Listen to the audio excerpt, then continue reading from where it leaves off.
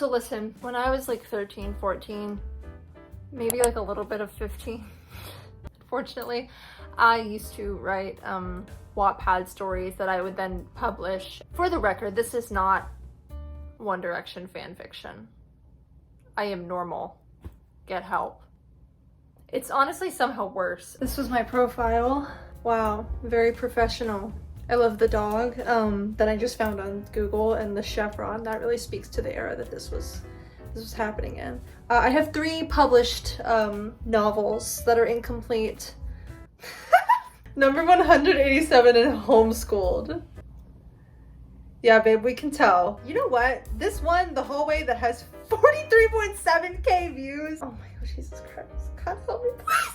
Please help. It used to be like number 4 in horror for like a couple weeks. I like that I put all rights reserved just in case, you know, somebody wanted to steal it. And also I like the tags I use. 1990s, Addison, bomb, cellar, creepy, days, death, doors, ghost, hallway, homeschooled, horror, light, mystery, old and paranormal, scary, school.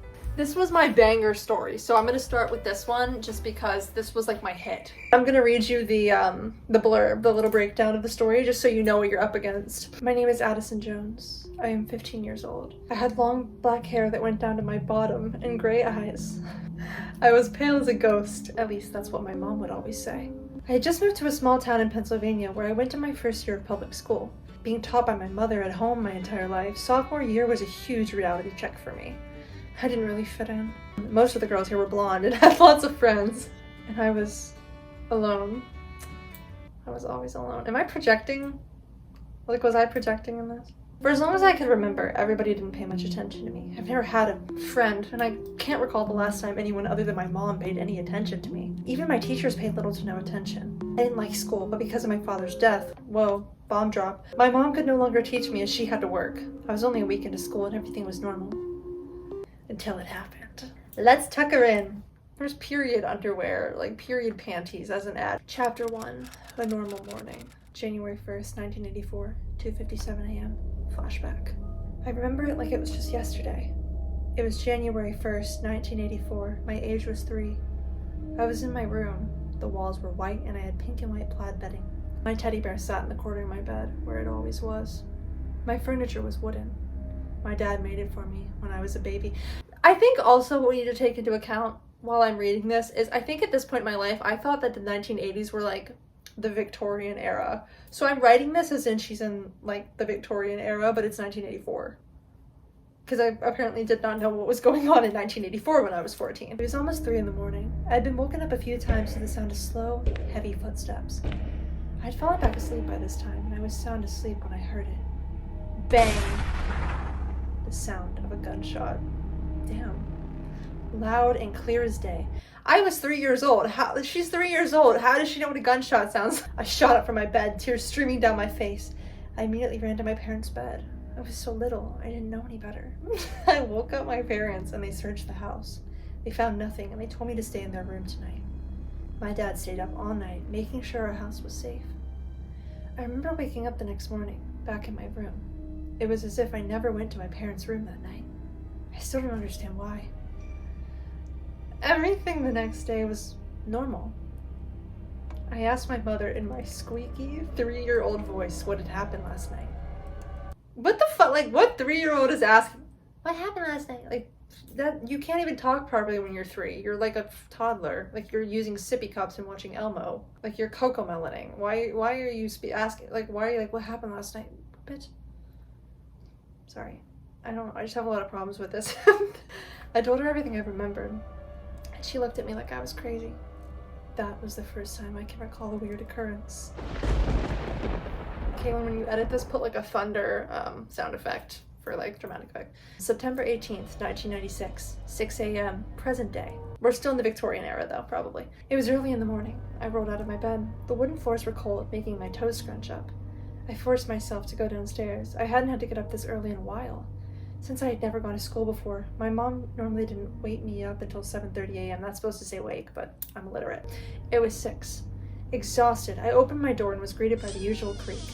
Honestly, for me being that young, this is kind of descriptive and kind of good. Like, it's not bad. Why lie? I tried to rewrite this now. I had a good ass plot. Like, I had a whole start to finish story mapped out. Like, exactly how the book was written. There was lore. There was LORE lore. I read this to my friend Annie one time. She told me I should like write a screenplay about it and make it into a movie. My cat, Victoria, what a name for a cat, walked past my door. She was a black cat, and she was 14 years old. My family has had her for as long as I could remember. The cat hated me, though. She ignored me, like the rest of the world. I started down the long, steep, creaky wooden stairs. Our house had been built in the early 1800s. With every step, the stairs creaked. I remember going into the kitchen to the smell of eggs, a daily routine I had. My mother, Mary, would always make eggs and oatmeal, and we would sit at our old wooden table. What a combo. We did this when we used to live in Kansas, too. We're not in Kansas anymore. Except there would always be 3 chairs. One for my dad, but that chair hasn't been there since he passed away. She always kept one sunflower in the middle. When that one died, she would immediately pick a new one from her garden and put it in the vase. My mother loved gardening. I never understood it. When something died, you didn't just replace it, did you? That's so profound, Kaylin! This morning was different than usual. Unlike normal mornings, after we ate, I had to rush to school. I took a bite of my eggs. I wasn't hungry, but my mother would be upset at me if I didn't eat the eggs. I managed to stomach a few bites. We ate there in silence. It was weird. We normally always talk. Today felt different. I couldn't put my finger on it. Addison. I snapped out the days. I was looking down at my plate. Porcelain, lined with pink flowers and gold around the rim. The same china we've always had. This is kind of good! Yes, Mother? I replied. I've called your names 5 times. I can't. That actually really hurt. I've called your name 5 times, young lady. What has gotten into you? I moved my fork around in my eggs, trying to come up with a reply. I shrugged. I don't know, Mother. I guess I'm just nervous. My mother nodded and glanced over at the clock. She put her fork down on the plate and straightened herself up. Sorry, I'm acting now. Sorry, I'll be serious. Well, it looks like it's time to get you off to school now. We stood up and put our plates in the sink. I ran my hand across the peeling wallpaper as I walked to the door. I picked up the brown leather backpack that used to be my father's work bag. I began to put the textbooks inside that the school had given us. As I loaded them up, my fists began clenching. I'm sorry. I felt the urge to do something. Something violent. My face was clenching up as I was trying to avoid the feeling. I think my mother could tell that something was wrong. Mother came over to me and gave me a hug. Everything will be all right, Addie. I suddenly felt water down on my head. I looked up and pulled away from my mother's grip. Mother, why are you crying? I asked, concerned. I'm sorry. I'm sorry that I don't have the money, and I'm sorry that I don't have the time. I'm sorry I have to send you to school, and I'm sorry your father died. She began crying hysterically. Suddenly, something happened. My eyes widened and locked on my mother's face, and my body began to shake. A vision of my father's death played in front of my eye. No, I said I was going to be serious. What's going on? Mother backed away slightly and asked me what was wrong. All I said was, Mother, it's not your fault. It was in that moment when I realized something was wrong with me.